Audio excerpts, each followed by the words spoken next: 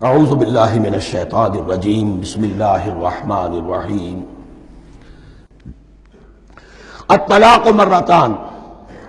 طلاق دو مرتبہ ہے، یعنی ایک شوہر کو دو مرتبہ طلاق دے کر اور رجوع کر لینے کا حق ہے۔ ایک دفعہ طلاق دی اور عدت کے اندر رجوع کر لیا، ٹھیک ہے، پھر طلاق دی اور عدت کے اندر رجوع کر لیا، ٹھیک ہے، تیسری مرتبہ طلاق دی، اب رجوع نہیں کر سکتا۔ الطلاق مرتان، دو مرتبہ ہو سکتا ہے۔ فَإِمْسَاكٌ بِمَعْرُوفٍ أَوْ تَسْرِيحٌ بِإِحْسَانٍ، اب اس کے بعد فیصلہ کرو، یا تو روکو اس کو اپنے گھر میں، تو وہ بھی نیکی کے ساتھ، بھلائی کے ساتھ، تنگ کرنے کے لیے نہیں،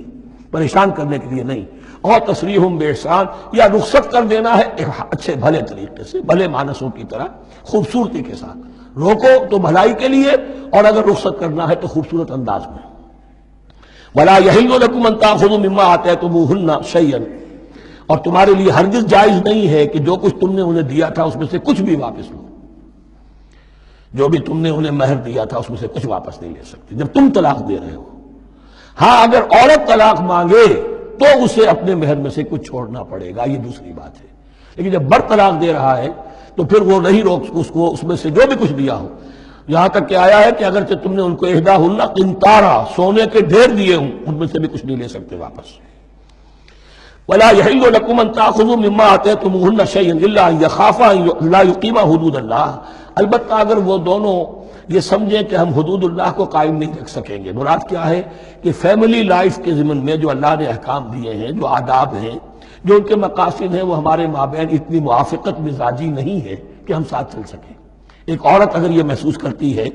فَإِنْ خِفْتُمْ أَلَّا يُقِيمَا حُدُودَ اللَّهِ فَلَا جُنَاحَ عَلَيْهِمَا فِي مَا افْتَدَتْ بِهِ، پھر اگر اس کا یہ خیال ہے کہ یہ نہیں رکھ سکیں گے تو پھر کوئی حرج نہیں ہے ان دونوں پر کہ جو کچھ دے دلا کر عورت فدیے میں اپنے آپ کو چھڑا لے، یعنی کہہ کہ ٹھیک ہے تم نے مجھے 10 لاکھ مہر دیا تھا، میں 5 لاکھ تمہیں واپس کرتی ہوں،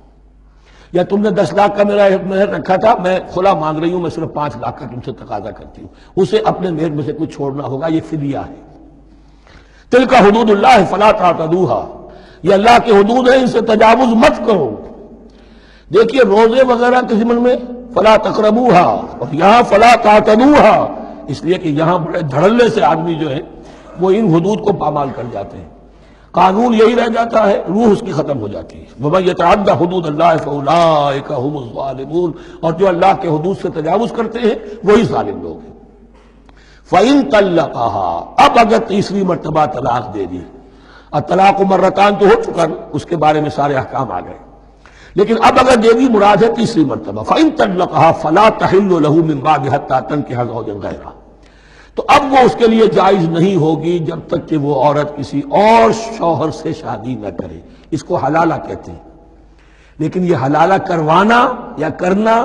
اور کسی کے ساتھ یہ معاہدہ کرنا تم شادی کر لو پھر طلاق دے دینا، اس پر لعنت فرمائی ہے، حضور نے لعنت فرمائی ہے۔ اور ہمارے ہاں علم میں آتی ہے، یہ بات سننے میں آتی ہے کہ بہت سے علماء نے اس کو دھندا بنا رکھا ہے۔ حلالہ مولوی مشہور ہیں مختلف شہروں کے اندر۔ فَإِن طَلَّقَهَا فَلَا تَحِلُّ لَهُ مِن بَعْدُ حَتَّىٰ تَنكِحَ زَوْجًا غَيْرَهُ فَإِن طَلَّقَهَا، پھر اگر وہ بھی دوسری شادی کی دوسری جگہ پر، اس عورت نے اس شوہر سے بھی نہیں بنی، اس نے بھی طلاق دے دی، فَلَا جُنَاحَ عَلَيْهِمَا أَن يَتَرَاجَعَا، تو اب کوئی گناہ نہیں ہوگا ان دونوں پر کہ وہ رجوع کر لیں، پہلے سابق شوہر سے شادی کر لیں۔ یعنی عورت کو شاید عقل آ گئی ہو، کوئی اسی کی زیادتی تھی کہ پہلے شوہر کے ہاں بس نہیں سکی، اب دوسری مرتبہ کا تجربہ ہو گیا تو اس کے کان ہو گیا کہ کوئی غلطی میری ہی ہے، اب شاید دوبارہ وہ اپنے شوہر کی طرف، سابقہ شوہر کی طرف رجوع کرنا چاہے تو اس کی اجازت ہے۔